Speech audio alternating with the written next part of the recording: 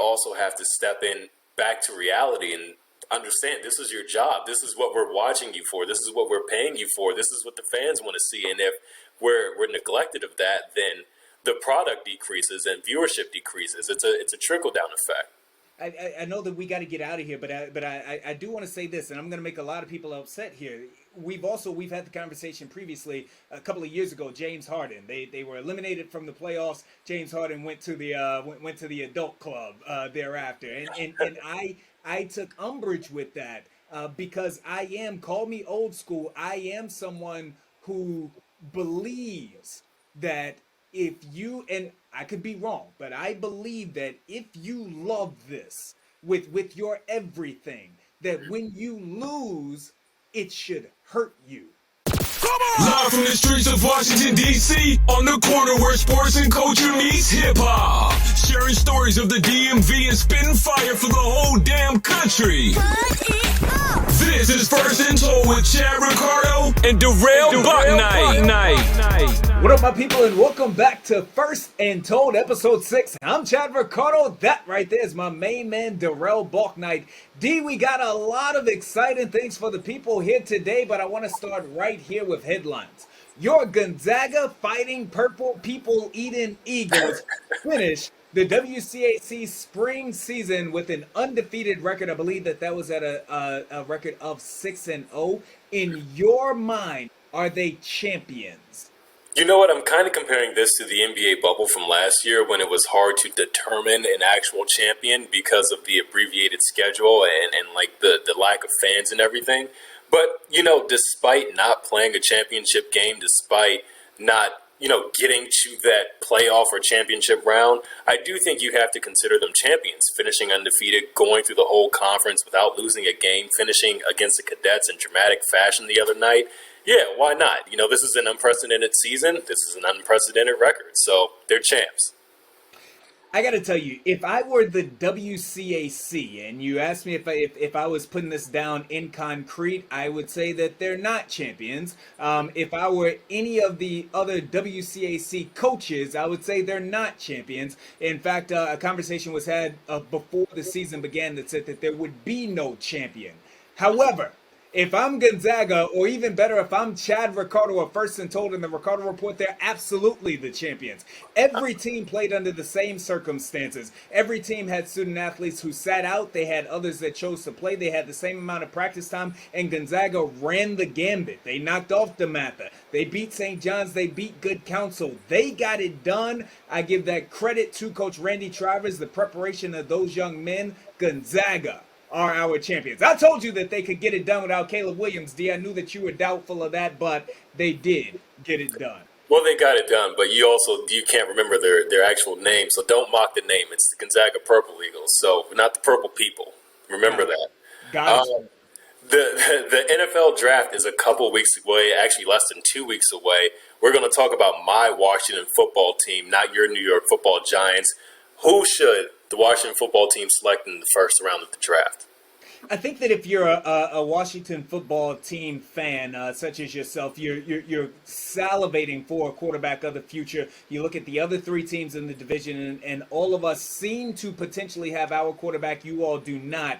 If I'm you, though, I do not trade up for a Trey Lance. And as a Giant fan, I hope that Justin Fields does not drop to you all, and you all are not so fortunate. So if I'm the Washington football team, I would love to add an offensive lineman so that I can run the ball at will, but I'm going to the defensive side of the ball. I'm taking Jeremiah Owusu-Koroma, who I believe is from the 757 my high school as well. He's a linebacker who can run with and cover tight ends and running backs out of the backfield. Dallas throws to the tight end. The Giants, we've got two tight ends, and the Eagles are going to throw it to whomever they can possibly get it to. But that pass rush is going to put heat on the quarterbacks. Get yourself a linebacker that can cover tight ends.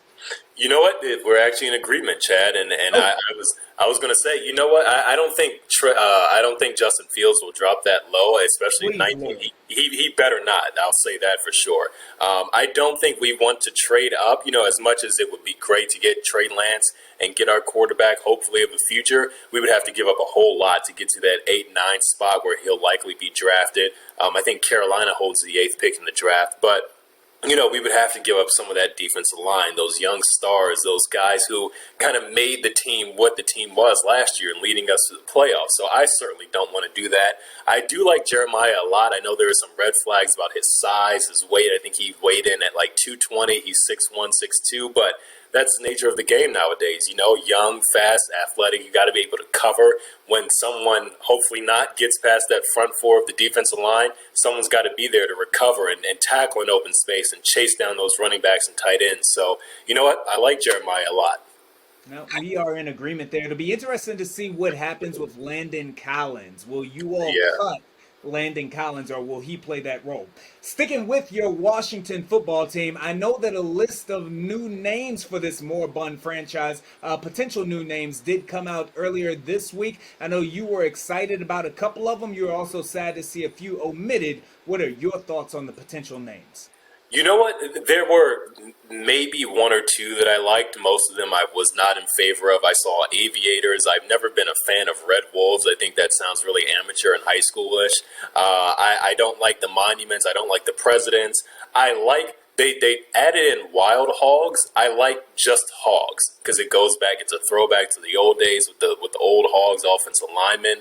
Wild Hogs. I'm not a fan of. I'm not a fan of the two different names, Wild Hogs or Red Wolves. And I don't know. And I know this is not the final list, but I do appreciate, I will say this, I do appreciate how they're engaging the fans in their decision making. They're not just saying, this is our list, this is what we have.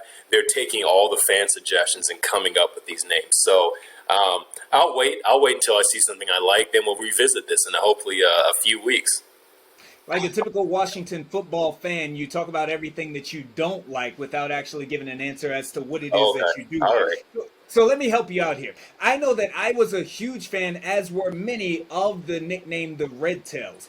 This being Chocolate City, I know the Chocolate City is kind of dissipating, but this being Chocolate City, I thought that it was a great throwback to what it is that this area was built upon. I thought that rang true. As a Giant fan, I heard the nickname Warthogs thrown out there. So in addition to Wild Hogs, I saw Warthogs thrown out there. And since your franchise is the bane of my existence, I would love if you all called yourselves the Washington Warthogs, because I would make fun of you ad nauseum, D. Ad nauseum.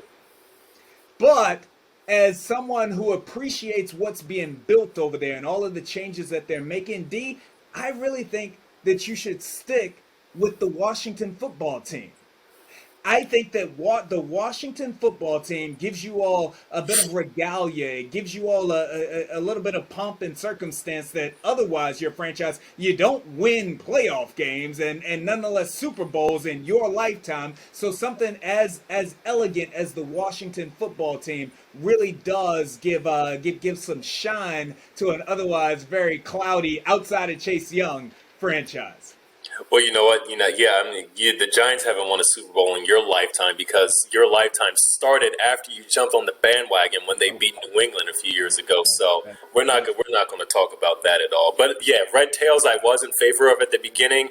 Warriors I also do not like. I think let Golden State have that. Let them have Warriors. All right, let's move on to this. South County is going to face Madison in the semifinal round of the Virginia 6A playoffs.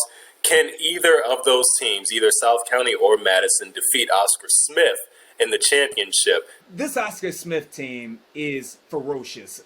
I want to talk about South County and Madison first. Madison having a tremendous spring season. They're undefeated, I believe, a record of 8-0 right now. They knocked off Chantilly this past weekend in an absolute thriller. Shout out to Jaron Glover, who's the coach on that staff. South County, you want to talk about potency. You want to talk about an offense. You want to talk about Charlie Miska, who's running a Heisman campaign. Brock Spalding, one of the most unstoppable wide receivers that I've seen at this level. So those two teams are going to match up in Madison. I hope to be on the sidelines, but I do believe that South County takes that game, and I think that South County has a chance at knocking off Oscar Smith because of the firepower that they can put forward with Spalding, with Terrion coming out of the backfield, and with Donka holding it down on the defensive end. But Oscar Smith, D, and then I'll let you take over. I think that they have outscored their opponents by a total of about 500 to 6 at this point. They've allowed 6 points this spring. This Oscar Smith team is different. Coach Chris Scott has those boys ready to go to claim a VA state title. You know what? And they're not playing around. And I think you just said the key statistics stat. I mean, Chad, they're outscoring their opponents by who knows how many points, you know? But if that number, that defensive number is 6, and look, I get it. They're going to face another animal, whoever, if they get to the championship, no matter who they face, both teams are going to be ready. They're going to be excited to play and claim this title. But Oscar Smith, I mean, after years of dominance and years of showing everybody who they really are, you know, you can't really discredit them. And after the disappointment last year, losing by 1 in that championship game, you know they're going to come out hungry again this year and try to get revenge on what they missed out on last year before all this began. So, you know what? I don't think I give credit to all these teams. All 4 teams playing for the right to be the champion. Can right either now. of them beat Oscar Smith, D? Oscar Smith. I'm taking Oscar Smith. He's taking Oscar Smith versus the field. Look, like you said, Coach Chris Scott and those Tigers, the Tiger Cage, they are looking to avenge that loss to South County last year. We'll see. We'll see. It's always so confounding for me, D, because you know I'm a 7'5" man through and through, but I've been up here with these student athletes for the last 10 years. I love them all. Every year, about this time, the best in Maryland lock horns with them Georgia boys. Every year, the two square off and go toe-to-toe in the center of the ring. Every year, a classic heavyweight bout. Every year, they lay it all on the line. Every year, blood, sweat, and tears, a physical battle. Every year, last man standing walks away with the crown. Every year, the winner rightfully touts himself amongst the best in the country. Every year, the winner leaves no doubt. He does. Every year is now. The Maryland Heat! Ricardo Report, bruh!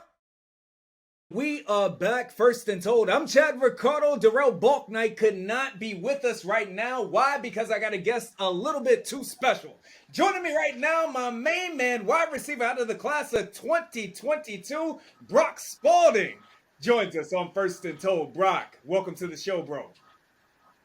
How you doing, Mr. Man, Ricardo? I am doing good, and it is definitely a blessing to have you here on the show. For everybody out there, I had an opportunity to check out you all's game this past weekend. Brock, myriad numbers of catches, 2 more touchdown catches for you out there. One of them absolutely dynamic. I put up a post that said that you get one of those at least once a game. What is it about you that allows for you to make these dynamic catches? And more importantly, what's going through your mind when the ball is in the air? I mean, honestly, when I start my route and when I go into a game, I go into that game thinking that that's my ball. Like, every time I go for the ball, like, that's my ball, and no one else can touch it around me. And when I go up for the ball, like, if the DB's not ready for it or someone's not ready for it, like, I just think, like, that's my opportunity. And if I drop the ball, that's not good enough. So every catch, like, should be, like, is expected in my head. So, like, for me, like, every catch is expected for myself. For the younger receivers out there, bro, in the off season or even during the season, what kind of extra work are you doing? I feel like I saw you doing some work on the jug machines before. What work are you doing to work on this technique? I mean, I always just try to work on body control and, you know, focusing on the ball and really locking in when it's in the air and, like, tracking the ball in the air and trying to get faster and make my routes better. And, you know, every time the ball's in the air, just be able to, like, key in on the ball and block out everything around you and just make sure you make the catch and then make a play after that. Speaking of after you make the catch, bro, one of the other things that I absolutely love about you is not only do you make these grabs, but you're not afraid to let the other team know that you just did something special afterwards. I know that this past weekend you rocked the baby after one of your scores. After another one, you and Dunn did the little the picture taking pose there as well. Does this get under your opponent's skin? Do you feel as though that they place a target on you because of this? And if so, how do you deal with that? I mean, before the game, you know, like, people will text me and I'll hear, like, a bunch of chat like about like, oh, Brock this, Brock that. So then in the game, when I do make plays, I just gotta let them know like your chat wasn't real and like this is real life Look, right here. this is first and told right here, so I'm gonna be honest here. Before the game last week, I was on Robinson's sideline, and the young man, I'm sure he's an excellent young man, but number two was hyped before the game started, bro. I mean, number two was looking forward to coming out there for that matchup. Brock, I don't think he made it out of the second quarter. His coach kept him on the sidelines after your performance in the first half. I mean, that's one of the things. I mean, I grew up and I played football with one of my friends who went to Robinson, and he needed a ticket, and he came to my house and picked it up for me, and he was like, look, like he said he's gonna lock you up tonight. And I didn't really have any words. I was like, okay, we're gonna see. So then that's all I really go off of. And again, from my behalf, all respect, all love to that young man. We certainly wish him the best going forward. This is a PG-13 show. Okay. Your quarterback that game, Charlie Miska, 5 total touchdowns, 2 in the air to you, another 3 on the ground. He has had himself a big-time performance. I got to be honest with you, Brock. I wasn't sure that this offense would be able to pick up where it left off last season, but it has. In some regards, it's even better this year. What about you all schematics? What about your game plans allows for you all to be so prolific year in and year out? I mean, every time we go against a team each week, like you got to think about like, in my opinion, I think we have the best receiving core in the state. But then again, we have one of the best running backs in the state at quarterback who can also air it out. So, going up against that, you got to worry about our receivers and the quarterback. So I think that's like that comes into play a lot because you have to have more people in the box. But if you bring more people in the box, it's less people guarding the outside. So, I mean, I just think like if we click on all cylinders, like we're unstoppable. Do you ever wonder, bro? Because I'm watching you all's game, and I'm wondering to myself, why don't these teams put a safety over top of Brock the entire game and then bracket him with the linebacker underneath? Can they not do that because of all of those other weapons that you talk about?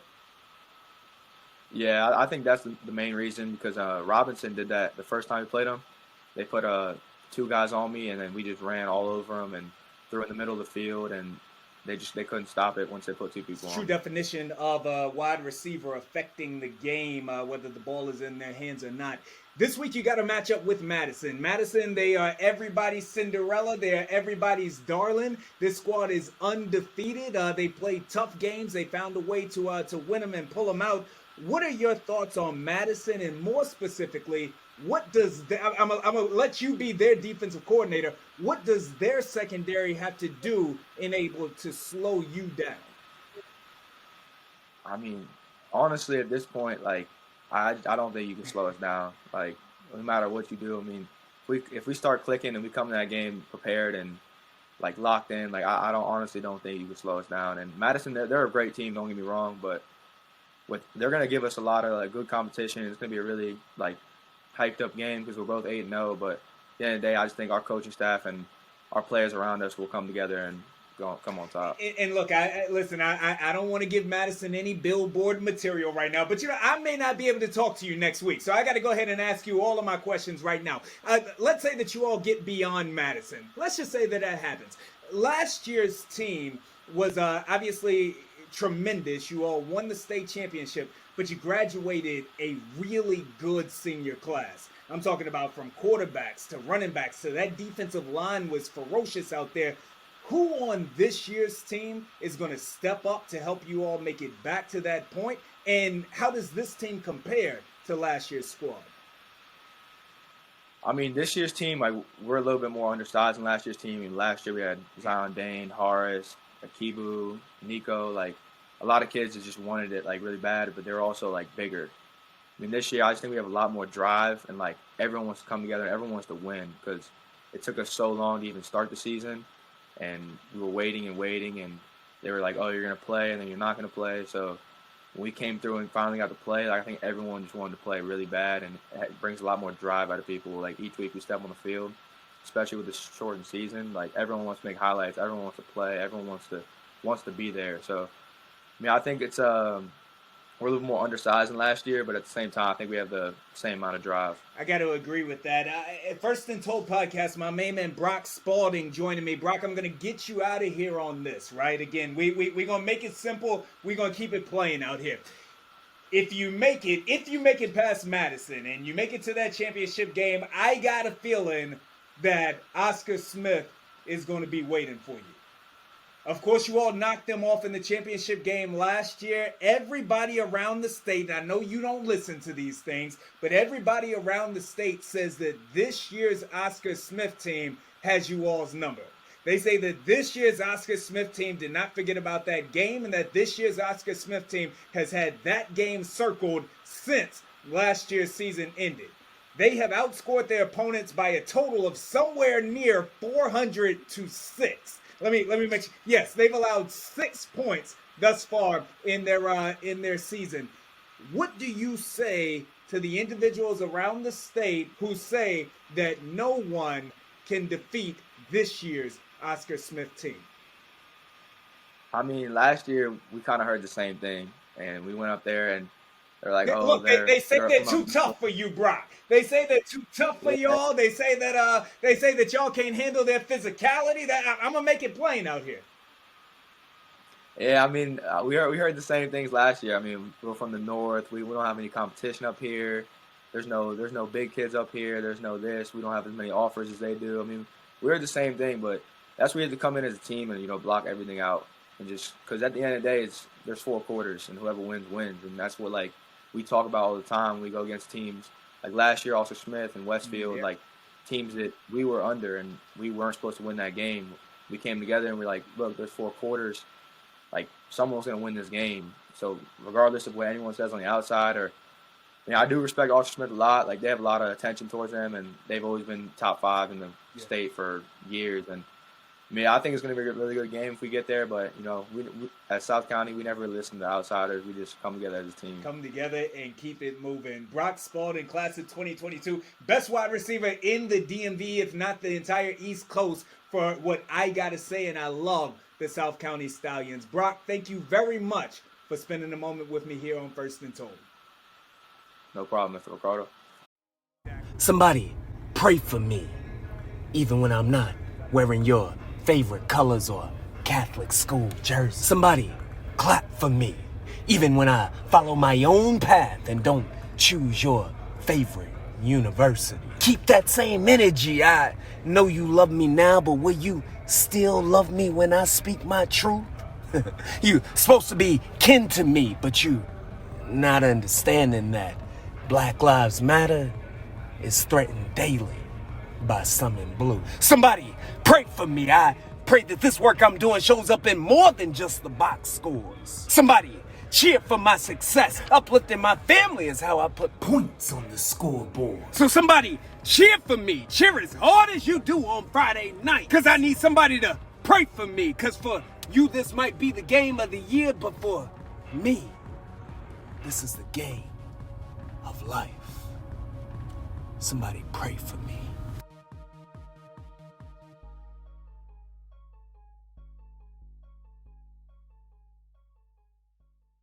D, it's now time for our Real Talk segment. We kind of touched on this. It is today's athlete. The premise of this question is, are they more woke? Are they understanding and more willing to go on with the things that are going on in the world today? Or are athletes getting softer? Marcus said we can't use the word softer, but or are athletes getting softer? How do you see it?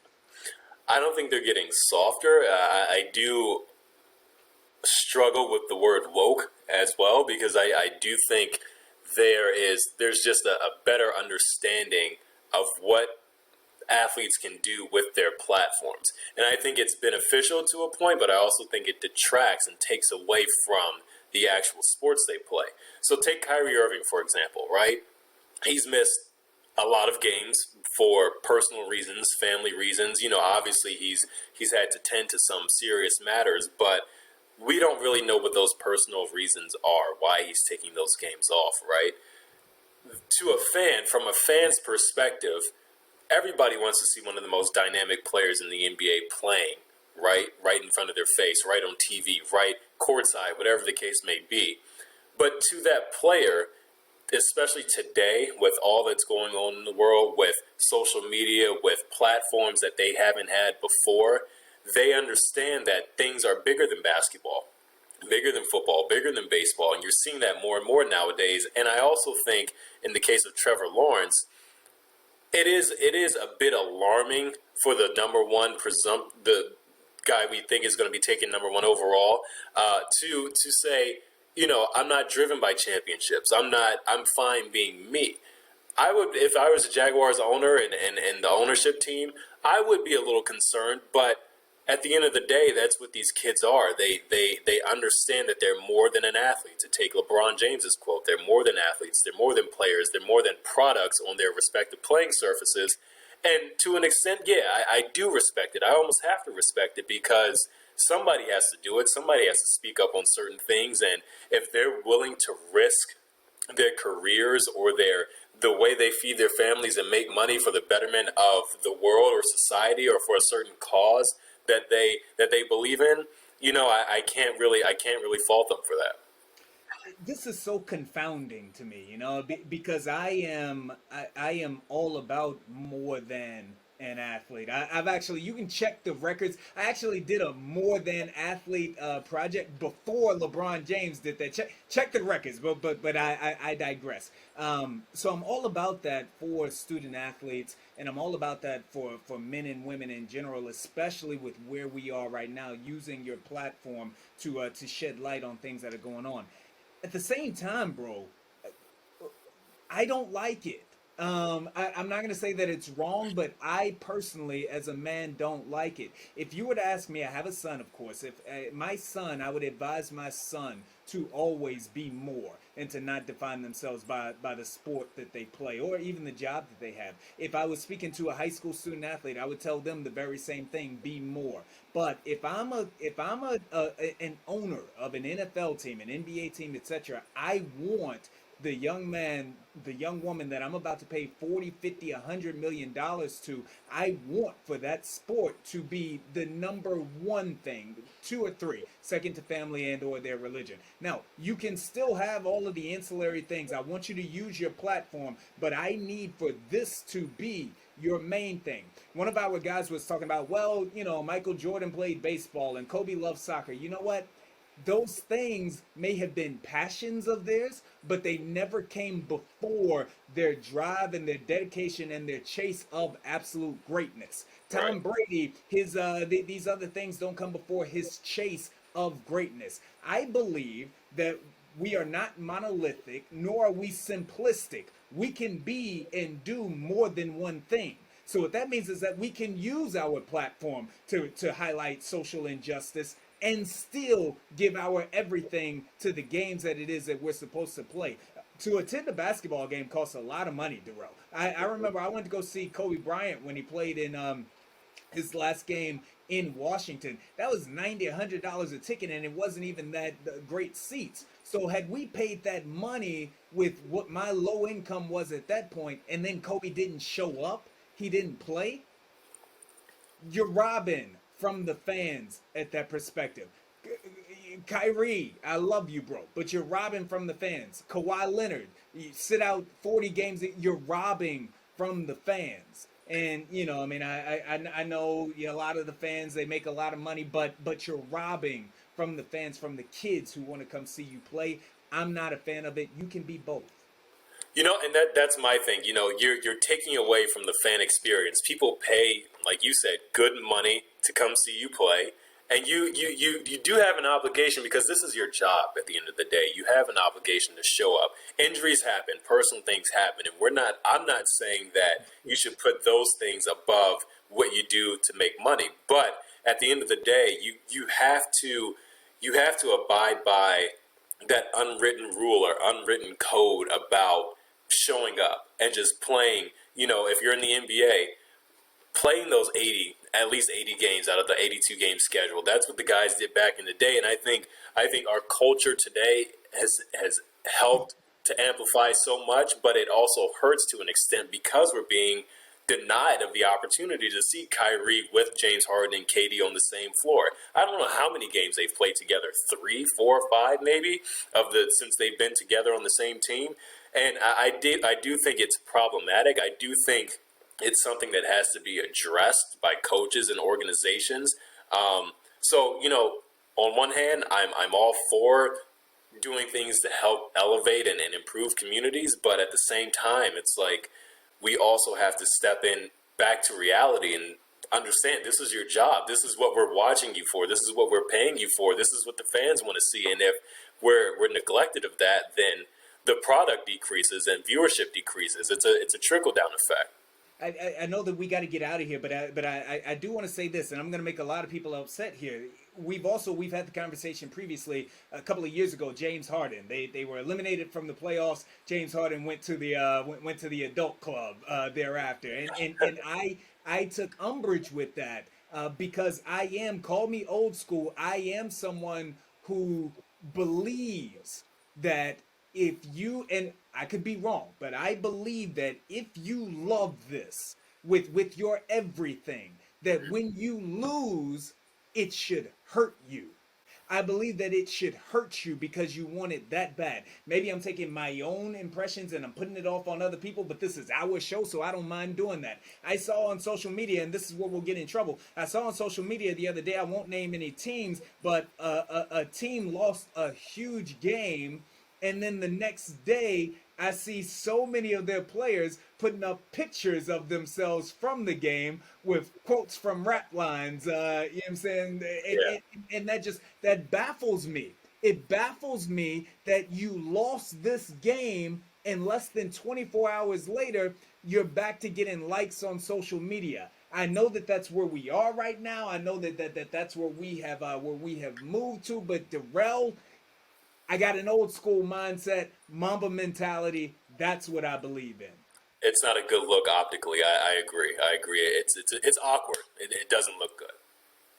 I agree.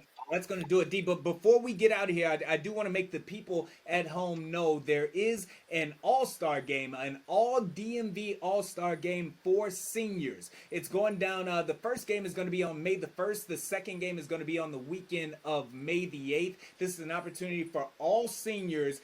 They're all-star teams. Each region will be represented, so all seniors can come together and have 1, 2, 3 final games, especially for those who need the exposure opportunities. This is a tremendous opportunity for them to be able to be seen. D, just in 30 seconds or less, what do you think of something like this, an all-star game, all DMV, Maryland versus Virginia versus DC, etc.? I like it. I like it a lot, especially after the past year when so many kids have been robbed of the opportunity to play the sports they love, to play the game of football. It's something that's their passion, their livelihoods, and to come together and bring so many different players from the area together to play this all-star game. It's not only good for them, but I think it's good for the communities. It's good for the fans. It's good for the morale of the players and for their parents and prospective college coaches. And it's another reason to celebrate because a year ago, we didn't know when football was coming back. We didn't know when sports were going to come back. So to have this as a celebration and a culmination of all that's come and gone on the past year, I'm in favor of it. I had a chance to speak with the founder, the man that's putting this together, a man by the name of Hans Hagelin. He's got a senior up here in Montgomery County. And to your point, they are doing this for the community. This is not for trophies or yada, yada, yada. This is for the community. This is truly something that's for the kids. So I'm in favor of it. They're looking at 4 teams in a best case scenario: Montgomery County, PG County, DC, and Virginia. If it goes down, this is going to be very exciting, D. I love it. I'm excited for it. All right. That is going to do it for episode 6 of First and Told. D, where can they find the cast? They can find the First and Told podcast on Apple Podcasts, Google Podcasts, Spotify. We are on Buzzsprout, and of course YouTube if you want to see our faces, or mine especially. I don't know about Chad's, but if you want to see my face, you can go and look up First and Told podcast, Chad Ricardo and Darrell Balknight on YouTube or any platform you get your podcasts on. He's Darrell Balknight. I'm Chad Ricardo. This is First and Told. First and Told.